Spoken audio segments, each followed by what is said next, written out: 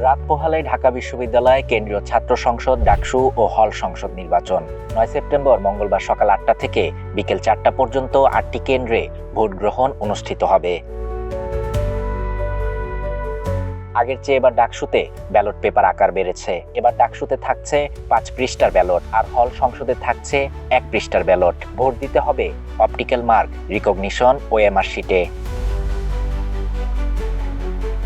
এবার ডাকসুতে 28টি পদের বিপরীতে প্রার্থী হয়েছেন 471 জন, আর 18টি হল সংসদে নির্বাচন হবে 13টি করে পদে। হল সংসদে 234টি পদের বিপরীতে প্রার্থী হয়েছেন 1035 জন।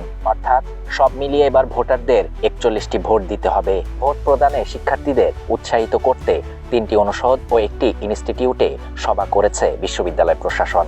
এই সভাগুলোতে নির্বাচন কমিশনের পক্ষ থেকে নতুন ভোটারদের ভোট প্রদানের পদ্ধতি সম্পর্কে জানানো হয়েছে। ওদের স্বপ্ন পূরণে পাশে থাকতে পেরে আমরা গর্বিত। ভোট কেন্দ্রে গিয়ে ভোটাররা পোলিং কর্মকর্তার কাছে নিজের পরিচয় নিশ্চিত করবেন। ভোটার প্রথম বর্ষের শিক্ষার্থী হলে তার লাইব্রেরি কার্ড অথবা পে ইন স্লিপ দেখিয়ে পরিচয় নিশ্চিত করবেন। বাকি শিক্ষার্থীরা হল আইডি কার্ড, ঢাকা বিশ্ববিদ্যালয়ের আইডি কার্ড অথবা ঢাকা বিশ্ববিদ্যালয়ের লাইব্রেরি কার্ড দেখিয়ে পরিচয় নিশ্চিত করবেন। ভোট প্রদানের নির্দেশিকায় বলা হয়েছে, মুঠোফোন বা কোনো ইলেকট্রনিক্স ডিভাইস নিয়ে ভোট কক্ষে প্রবেশ করা যাবে না।